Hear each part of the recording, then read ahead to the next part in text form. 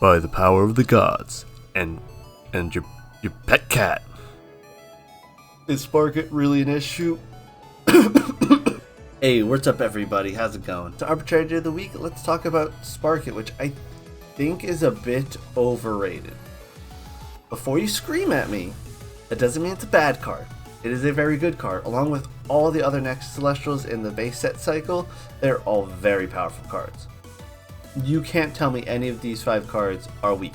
They can all run away with the game. In the right circumstances, they win you the game. Full stop. And that's kind of what we're talking about. In the right circumstances, Sparkitt can win you the game. And that circumstance is you play it going first on turn 1 with a Zeus, and you can keep it in play for 2 or 3 turns. It will rip cards out of your opponent's hand and let you know what they have to play. And that's very powerful, right? You play Zeus, you play Sparkitt, move 1 spirit from Zeus to Sparkitt, see your opponent's hand, rip a card out of their hand. You basically you don't go down card advantage because you have 2 cards to play, 3 cards in hand. Your opponent's now 4 cards in their hand. They will draw a 5th card for hand, meaning that going second, they're kind of still going even on cards to your cards in hand, but you picked out their best threat and got rid of it. That's very powerful. Full stop. Turn 1, Sparkitt Zeus, very strong, very difficult to answer in a lot of circumstances, and some decks just don't have possibilities to answer that effectively. That being said, the odds of you opening up Sparkitt and Zeus in your opening hand is about just under 10%. I think it's 9.8%. Calculators over there. That honestly isn't very high. If you're telling me that, hey, 10% of games I can run away with this great combo,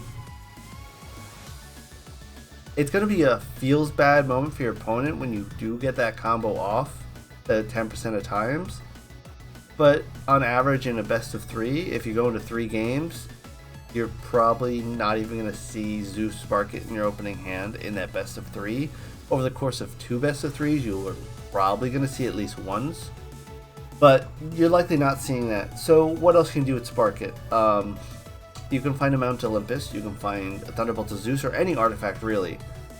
But if that's your opening hand, well, now you're going down a card to make your opponent go down a card. So you're at 4 cards, your opponent goes to 5 cards when they draw a card for a turn, so you know their hand, you got rid of their best card. That's significantly less good, especially when you look at all of a sudden you went down a card for that and your Sparkitt's loaded up with 2 or 3 spirits, making it easier to out by any removal. Again, like Laurels will be online, you're gonna Earthquake it, and all of a sudden you're now netting card advantage and spirit advantage if you out that Sparkitt effectively. So when it's not Zeus, it's just not as good, but it feels more fair. So the problem really comes down to is if you open that Sparkitt and Zeus and run away with the game, yeah, that 10% of the time it will feel bad, but on top of that 10% of the time that you open those cards in your hand, you also have to open protection for that Sparkitt, because Sparkitt, again, only using a Sparkitt effect once is whatever.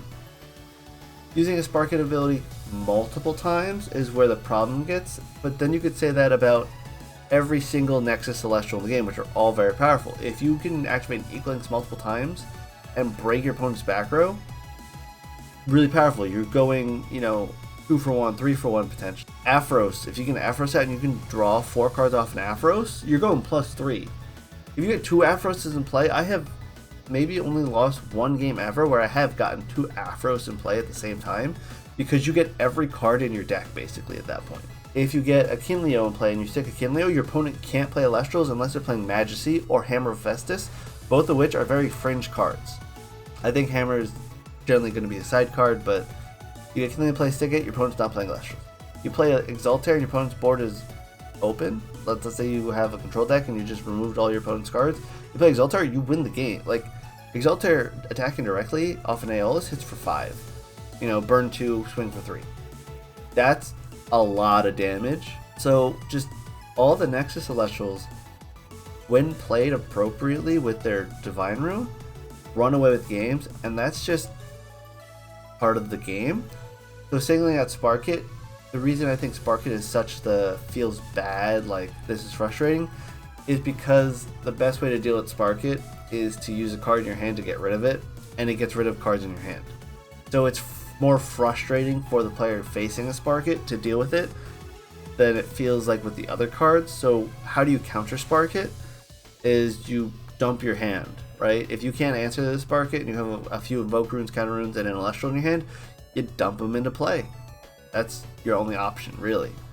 Or you just try to draw out and keep getting threats. And Sparkitt does have 4 attack. It's easy to out with an attack threat. So if you have a Viserys or you're playing like a 5 attack deck, eventually you can get over that Sparkitt even with top decks, because the Sparkitt only is going to have 4 attack. You just have to hope that they don't rip your only Celestial in your hand, and then you can't play an Celestial to keep some board pressure. Other than that, if you're going against the Sparkitt Zeus and that's your opponent's main strategy, like they're playing Thunder Nexus, yeah, you want to probably side in some Royal. You want to probably try to expend to draw a few more times in the game to try to pop that Sparkitt ASAP. So there's some counterplay. I understand why people find Sparkitt so frustrating to play against. As is every other Nexus Celestial to play against when set up properly. They're all very powerful. And late game Sparkitt just isn't as good. If you're on like turn 4 or 5 and you play a Sparkitt, you might have more board state to allow you to use Sparkitt way more easily.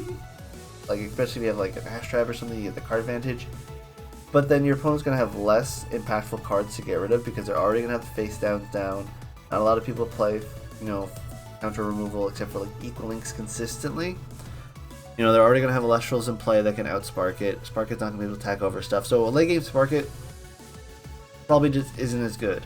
A late game equal links probably isn't as good. A late game Aphros probably still pretty impactful. A late game Kinleo probably still pretty impactful. And then a late game Exaltair, super impactful. Like a late game Exaltair at the right time wins you a game. Basically all the Nexus Celestials at the right time win you the game, but Kinleo, Equal Links, they want to be played a little bit later in the game, like mid game, and then Sparkitt, Aphros, Exaltair can be played in either, but Sparkitt and Aphros want to be played early game to really generate advantage. And that's when they shine, is there's specific timings that are better or worse for them. So yeah, I don't think Sparkitt's that big of an issue. Again, the big boogeyman hand of Sparkitt plus Zeus, 1 in 10 games, you're likely not to see it, but I do understand that when that does happen, it is a really, really frustrating experience, and that might be why Sparkitt is kind of like a boogeyman, especially when Thunder's already pretty strong. I don't think Thunder's strong because of Sparkitt. Thunder's strong for other reasons as well, but I understand where people are saying like, hey, Sparkitt's a problem. I don't like Sparkitt. Sparkitt's too strong. When in reality, it's in those niche circumstances, maybe not niche, but in that small percent of times of games, it can just run away with the game if your opponent's deck isn't optimized, your opponent draws poorly into it. There's a lot of reasons why it just feels like it's really strong, and it is, but is it like triple S tier ban worthy? Not in the slightest, my opinion. It's probably just like a solid A tier card, along with basically all the other Nexus Elestrals are all in the upper B A tier in my opinion for strength. So those are my thoughts on Sparkitt. What do you guys think? Like, do you think that Sparkitt is a card that needs to get banned? And in my opinion, I think Sparkitt going into the future will probably get better, but it's going to be a long time before it's a problematic card compared to most things, because again, the pros, you see your opponent's hand, you get to take out their best threat. The cons is you have to fill a board state early to really take advantage of it. So if you open it with no Nexus, it's a dead card in your hand except for being a 4/1 attacker, as with all the other Nexus Elestrals. If you don't have a Nexus bank, dead card. So those are my thoughts. I would like to hear what you guys think, and I'll see you guys in the next video. Have a great day.